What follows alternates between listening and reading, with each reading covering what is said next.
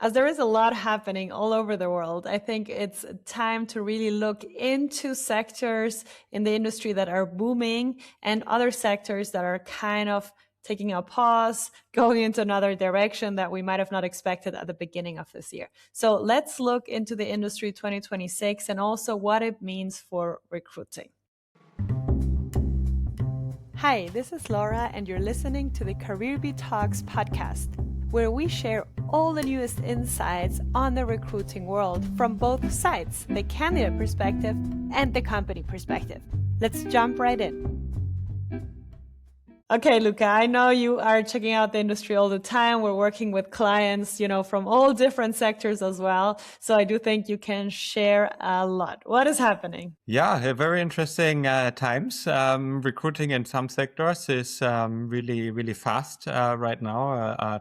A lot of speed currently there. And as in other sectors, we see, well, there's not so much going on right now. These companies are happy with hopefully even keeping their employees or some even downsizing.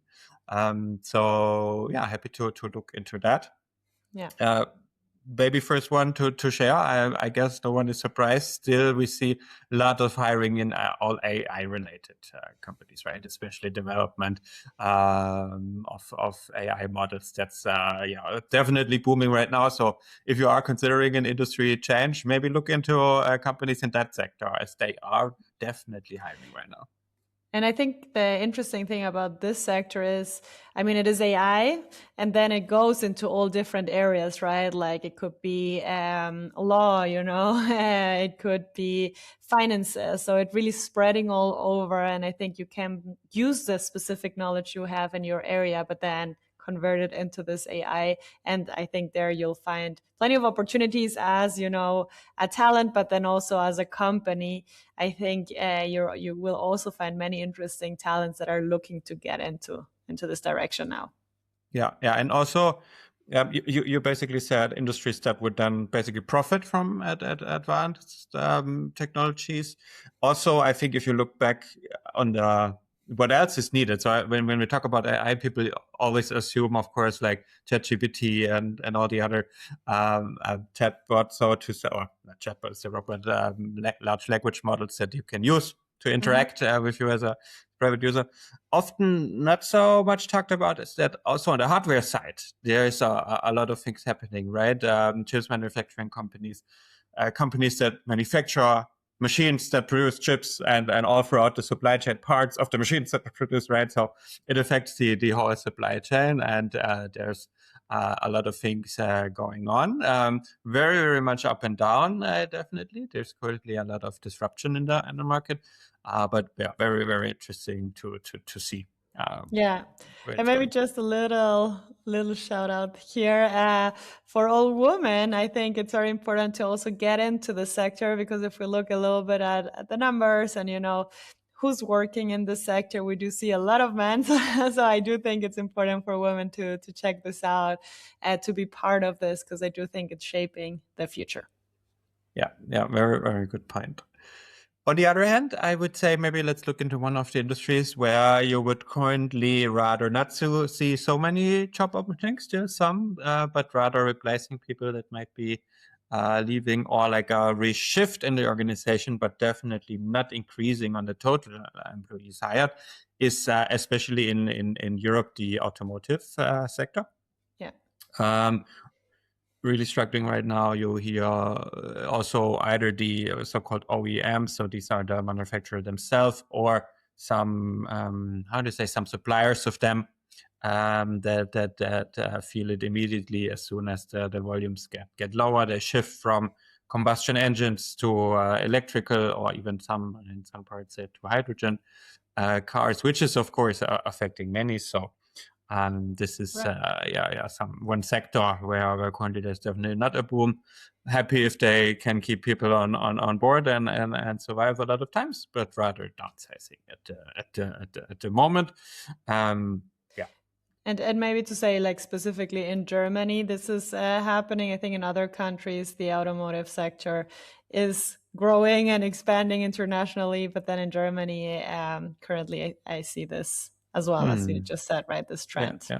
However, also in Belgium, I think, and Netherlands, I recently had some conversation. Oh, okay. They are also there's a lot of Struggling. yeah. Yeah. So it's quite similar in, let's say, maybe Central Europe. Yeah. But Yeah, yeah, yeah, Germany is the most absolutely. affected because the market was the biggest. And Right. I um, mean, now when I go back home to Ecuador, the cars I see the most are Chinese cars. Like everyone oh, is really? buying them and driving Hmm. them, and they're very happy with them. So I do see that. Interesting. Yeah, yeah, yeah. They did a good job entering very, Hmm. different markets. Yeah. Interesting. Okay. On a more positive side, maybe if you come from one of these sector, there's also other industries that you could join and now look into. There's different options. So I would have two more on the growing side. One of them, the first one, where it's good they currently growing, providing more opportunities. At the same time, we have to discuss maybe some ethical concerns is the defense sector. This is, unfortunately, we have to say, very much booming right now. Unfortunate in a sense that a higher need for defense sector and usually correlates with other aspects in the world politically, which I don't want to go into right now, but usually not positive for Right. mankind. Which does not mean that we don't need these companies. That's a totally different question. Um, on the positive side, I'm always trying to see positive and negative both sides. On the positive side, definitely, it's a sector that is growing, that is providing very good jobs for people and then help them feed their families. So you have to decide for yourself what you think about this. There's levels to it, in my experience, right? In this sector, and if that is something for you, you have to decide for yourself. But it's definitely a sector that is providing a lot of workplace and career opportunities at the moment.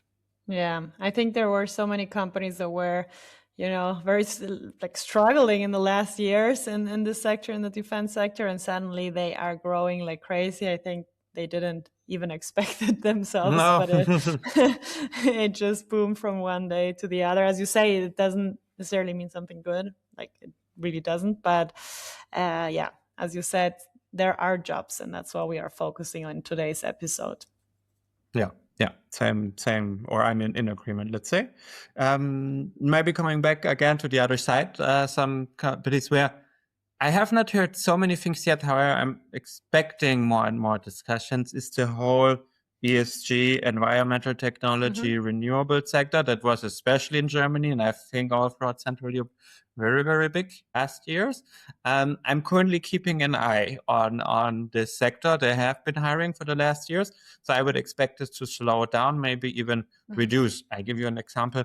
There's the previous government in Germany had a very strong offer for home renovation is probably not the right term, but if you really increase also the energy efficiency, for example, of your home, Mm. and they had a big subsidies for heat pumps. So naturally, what happens if you increase the site where companies then, of course, are incentivized to open up business in this area and help you get heat pumps. So a lot of companies growing and hiring, and I Right. feel like they might be slowing down a little bit. The current government, I don't think they have yet, as we speak, changed something about the regulation. They might want to do it.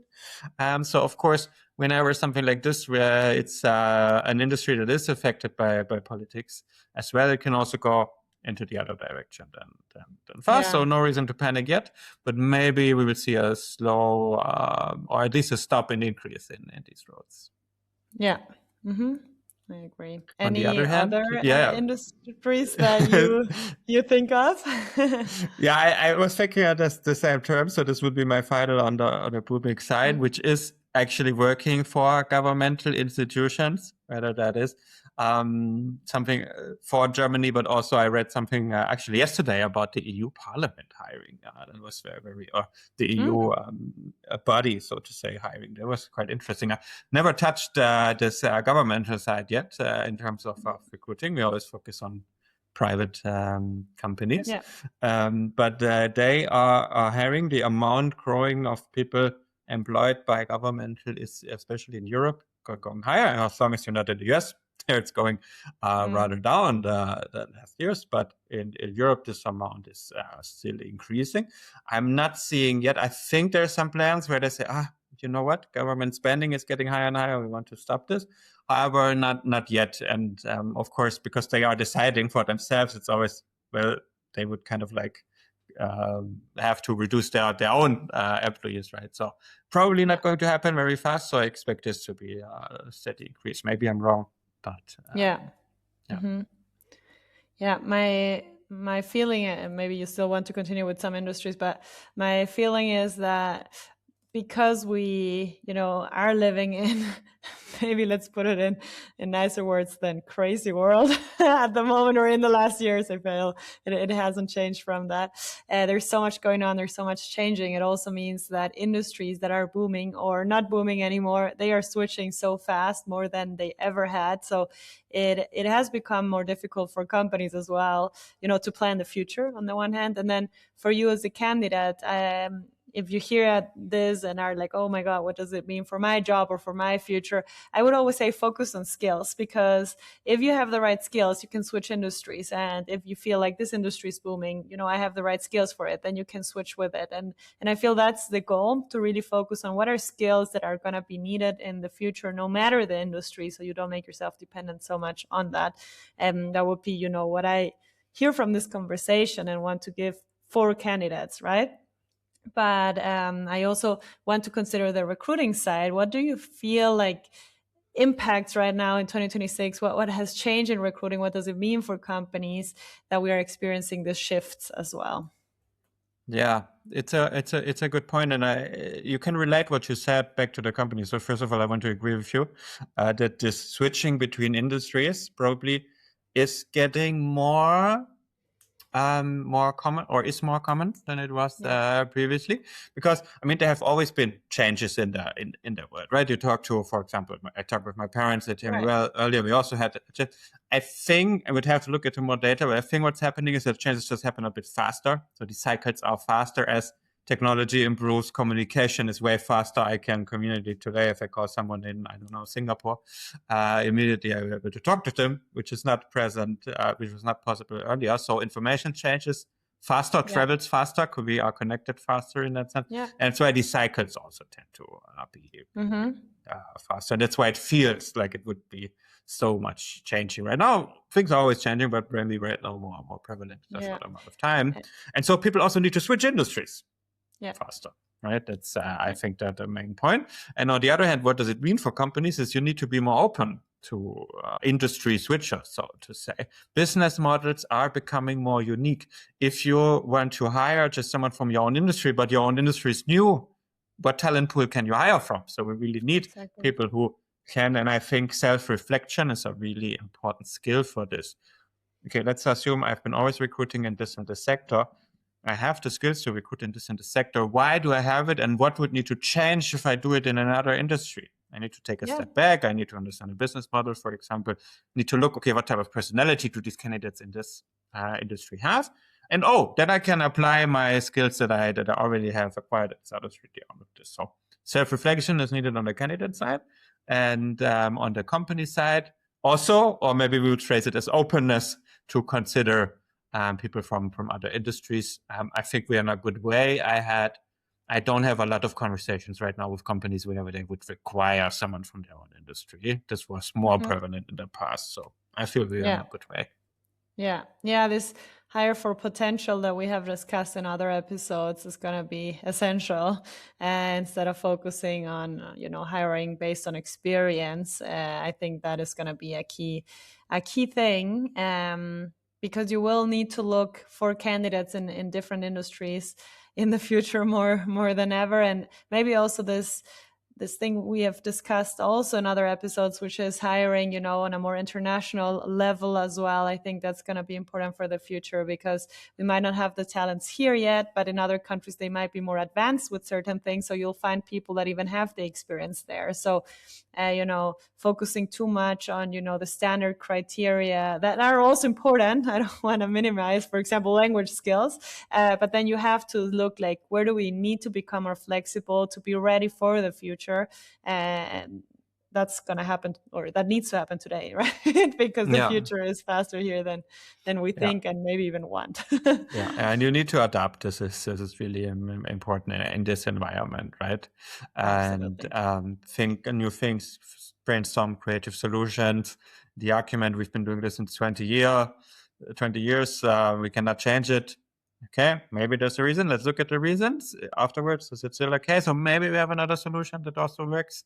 In your example, oh, we have never hired someone from abroad. Well, why not? Or maybe we can Yeah. try it this time. Maybe it works well. Let's see. Yeah. And yeah, definitely agree with you. Yeah. I think that's the way forward.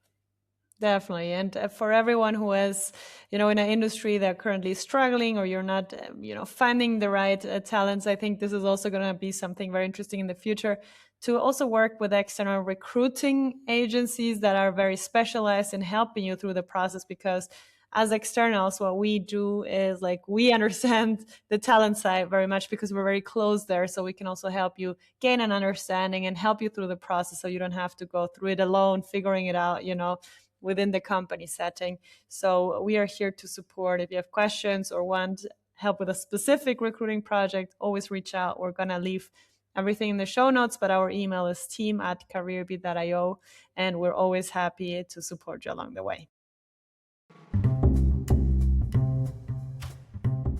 Thank you so much for listening to today's episode. If you are a company who's currently looking to expand their team with amazing talent, make sure to check out our website, careerbeat.io, to learn more about our recruiting services and how we can help you find the best candidate for your open roles. On the other side, if you are a candidate who's currently looking to find a job in the US or Germany, make sure to explore our website, careerbeat.io/talents, to see how our masterclass and our additional career services can get you to find your dream job. In any case, you can always reach out to our team via the email team@careerbeat.io. We are so happy to continue sharing many more insights around recruiting and job searching.